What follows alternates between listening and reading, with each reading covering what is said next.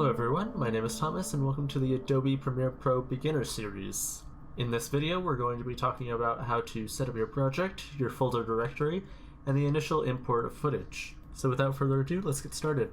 So when you first open up Premiere Pro, you'll be greeted by this splash screen.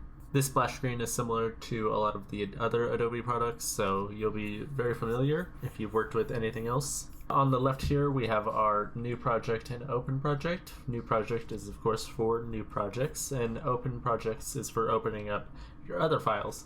The other way to open up projects is down here through these recent tabs. So let's get started. Here we'll start by going to new project, and here you'll be greeted by a new splash screen. Now, we're not going to worry about your scratch disk or your ingest settings. Even for these videos, I don't touch any of those settings. But we will go over what we see here in this general section, as well as this top format. So at the top here, you have your name. This is going to be the name of your file. So I'm going to call this Premiere Layout, or Premiere Intro Layout. And we're going to browse where we want the file to be located. So I've jumped to the folder that I want to access this project from, and you see here I've already added some folders in. So here we have the 4 folders. This is how I organize. So we have the final, images, sound, video. So the final folder is for your final renders of the video, whether that be like a picture lock or the absolute final. After that, we have images. This is where you'll keep all of your images. Sound is for sound, video is for video clips.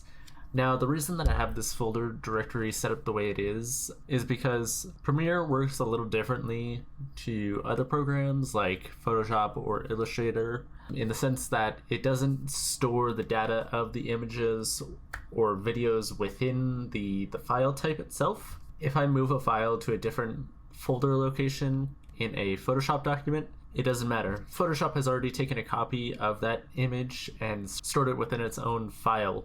The way Premiere works is it actually links to the file location, so it basically has a map of where all the files, all the images, all the sounds are located in their folders, and it basically goes out, takes a copy of them, and works with them in Premiere, but it doesn't keep that copy. Every time you work on a project, it goes back out, grabs the newest copy, and brings it back in.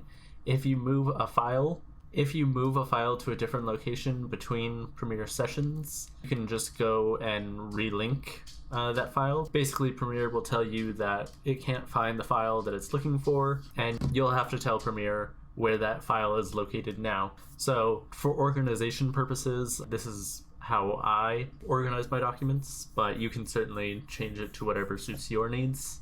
So now that we have that out of the way, we'll go ahead and select a folder of where we want the actual project file to be located.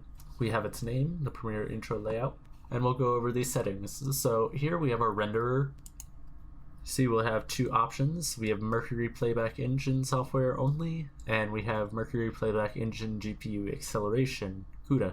What this bottom option does is it just uses the CPU to render out your final video, while the CUDA acceleration, GPU acceleration, that'll use your graphics card if you have one. If you don't, if you're doing this on like a laptop, you may only have this option. Using the GPU will be faster, so we're going to choose that. Display format, so on your timeline, which we'll get into in the next video, you'll have the option to choose what units it's broken down by. So you can have timecode, feet and plus frames in 16mm, feet and frames in 35mm, or just frames. Now, your default will probably be on timecode. However, I like to work in frames. If you like to work in timecode, if you're working on films with others, you'll probably want to be using timecode. But for me, I prefer to use frames, so that's what I'm going to use for these videos. But certainly, it's up to you. Display format for the audio. You have audio samples and milliseconds. Basically, the difference is that audio samples, the smallest unit that you can render a audio clip by will be by whatever your frame rate of your video is. So if, say, you have a 24 frames per second video, the smallest unit that you could edit that video on will be 1/24th of a second. With milliseconds, that barrier is just made smaller. Now you can edit every millisecond, which gives you a lot more control. Personally, I've never had a problem using audio samples, although if you're wanting to get really, really precise, I'd suggest using milliseconds. But for me, audio samples works fine most of the time, and we won't worry about capture format. That's for like recording stuff through Premiere. So now that we've got everything laid out, what we're going to do is we're going to press OK. And we'll be greeted by this menu with a few different windows. You might be on one of these other tabs. It might drop you into learning, or it might drop you into editing. Right now, we'll just hop into the editing workspace. We won't worry about much other than just importing footage. In the next video, we're going to be going much more into depth about what each of these workspaces do, as well as what each of these windows do within these workspaces. So the only thing that we'll worry about now is importing our footage. So you can see you want the window that says import media to start. What you're going to do is double click. So after you've double clicked, you'll navigate to your folder where you have all of your images, your sound, and your video stored. And what we're going to do is we're just going to go to each menu, select everything that we have, and click OK. Double click again in this empty space, sound, we'll import our sound, and we'll go back, we'll go to our video, we'll import all our video.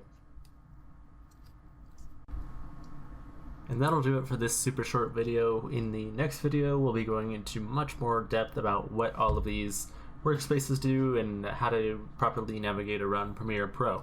But that'll do it. Thank you for watching. I hope you enjoyed. You have a good one.